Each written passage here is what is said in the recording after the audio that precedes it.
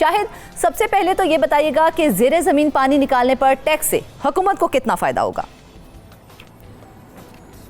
हुकूमत को फ़ायदा तो बहुत ज़्यादा होना है, क्योंकि सुप्रीम कोर्ट के नोटिस पे ये बात सामने आई थी कि मुख्तलिफ बड़ी बड़ी कंपनीज जो पानी फरोख्त करते हैं वो हुकूमत को टैक्स नहीं देते, बल्कि ज़ेर ज़मीन पानी मुफ्त में हासिल करते हैं और उसके बाद फिर आगे वो महंगे दामों फरोख्त करते हैं। उसके बाद फिर हुकूमत ने काफ़ी अरसे सोच विचार के बाद कुछ अर्सा पहले Karachi water and sewerage board जो है उनकी तरफ से बाकायदा तौर पर एक कानून, तफसीली कानून बनाया गया और उन्होंने जो है वो मुख्तलिफ जो सनती जोन है, इंडस्ट्रियल इलाके हैं, वहाँ पर जो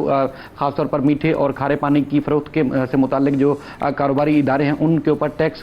के साथ साथ लाइसेंस हसूल के लिए भी जो है वो कानून बनाया। इसके बाद जो है वो काफ़ी परेशानी लाक हो गई है। अगर हम ताजिर बिरादरी और उसके बाद फिर जो खासतौर पर जो पानी फरोख्त करते हैं टैंकर माफिया जिनका आपने तज़किरा किया, उस पर जाने से पहले इस कानून के खिलाफ एक बहुत बड़ी कंपनी है जो कि पानी फरोख्त करती है, उन्होंने सिंध हाई कोर्ट से रजू किया था कि उनके ऊपर 17 मिलियन के करीब जो है हुकूमत ने जो वो फीस आयद कर दी है, उसमें टैक्स लगा दिया गया है, लिहाजा उसको रोका जाए। अदालत ने इस मामले में जो है वो उनको हुक्म इम्तना देने या उनको रिलीफ देने के बजाय एक जुडिशल नोटिस लिया है, वो बड़ा अहम है। उसमें चूंकि जो फैक्ट्रीज और जो इंडस्ट्रीज इस तरह की पानी फरोख्त करती हैं उनके पास जो है वो ना तो पानी की क्वालिटी चेक करने के हवाले से कोई इंटरनेशनल तरीक़ाकार वजह है और ना ही जो है वो सही तरीके से जो एक मुज़र सेहत ना हो, बल्कि जो सेहत है उस हवाले से बेहतर चीज़ें हों, उस हवाले से कोई चीज़ें जो नहीं की जा रही थी, जिस पर अदालत ने नोटिस लेते हुए जो है वो हुकूमत से और वफाकी इदारों से इस मामले में रिपोर्ट तलब की है। खासतौर पर जो 2 रुकनी बेंच था जस्टिस सलाउद्दीन पंवर साहब की सरबराही में, उन्होंने जो पानी की कंपनी थी उनके हवाले से जो अपने में लिखा है वो उसमें तरीकाकार मांगा है, जिसमें कहा गया है कि वाटर कंपनीज पानी जो है वो कहां से ले रही हैं और साफ करने का उनका जो तरीकाकार है वो क्या है। और इसके अलावा जो पाकिस्तानी के जो गवर्नमेंट के जो इदारे हैं उसमें PSQC और इसके अलावा PCR WR जो है इस मामले में अहमियत की हामिल है कि वो क्या इन पानी की क्वालिटीज जाकर वक्तन फवक्तन मुख्तलिफ जो इंडस्ट्रीज हैं क्या चेक करते हैं नहीं करते, उस बारे में भी जो है वो तफसीलात मांगी गई हैं। और साथ ही साथ अदालत ने यह भी कहा है कि जो पानी फरोख्त करने वाली कंपनीज हैं वो नेशनल और इंटरनेशनल लेवल के मुताबिक पानी फरोख्त कर रही हैं। हुकूमत की जिम्मेदारी है कि अवाम की सेहत का तहफ़्फ़ुज़ करे और सारिफिन को इस मामले में एतमाद भी होना चाहिए और सारा जो मामला है उसमें साफ पानी मार्केट में जाए, उसके लिए एक मौसर और वाज़ेह इक़दाम को यकीनी बनाया जाए। इसके बाद अब जो है वो हम देख रहे हैं कि काफ़ी खलबली मची हुई है, क्योंकि 2 रोज़ बाद जो है वो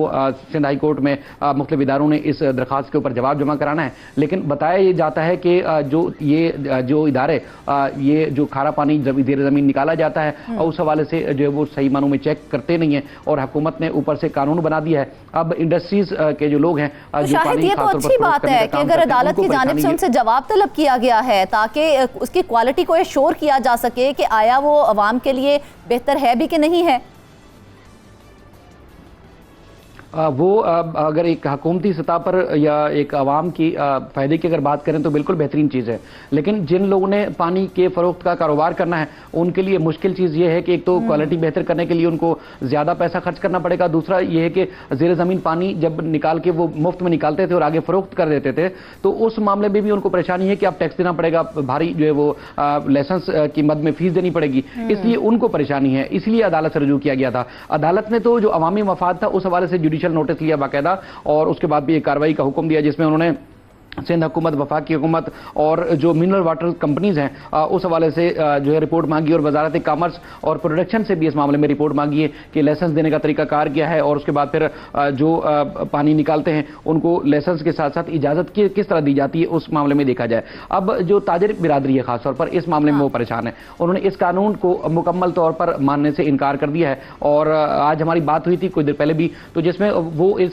उनका ये मानना है कि जो कंपनीज हैं जो पानी फरोख्त करती हैं वो बुनियादी तौर पर फरोख्त करती नहीं है बल्कि वो सर्विस चार्जेस लेते हैं। अच्छा। अब सर्विस चार्जेस से मुतालिक वो खुद ही इस मामले में वजाहत कर सकते हैं कि वो इतनी ज़्यादा अमाउंट किस तरह सर्विस चार्जेस की मद में लेते हैं। लेकिन दूसरी तरफ आप देख रहे हैं जैसा आपने तज़किरा किया कि कराची में साफ पानी का असूल समझ लेके नापैद हो चुका है। अब 3-4 जगहों से पानी करने लगी थी। अगर देखा जाए तो कराची में तो पहले ही पानी की किल्लत है, ऊपर से ज़ेरे ज़मीन पानी निकालने पर टैक्स लगा दिया गया है। कुछ अजीब सी बात नहीं है, मुश्किलात नहीं पैदा हो जाएंगी कराची की आवाम के लिए?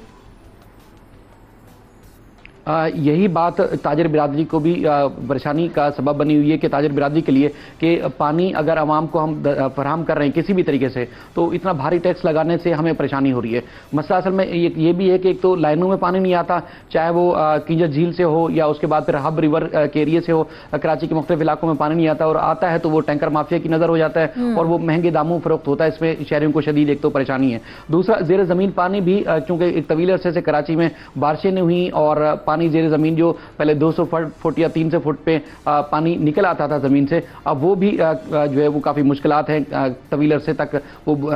बोरिंग और जो मशीनरी वो चल नहीं पाती, जिसकी वजह से ताजिर बिरादरी को इजाफी जो है वो पैसे खर्च करके मजीद बोरिंग करानी पड़ती है और पानी निकालने के लिए उनको जो है वो ये मुश्किलात शाहिद, क्या हम इस टैक्स को इस मद में देख सकते हैं कि अगर ये टैक्स जो लगाया गया है, टैंकर माफिया का भी सदेबाब होगा इससे?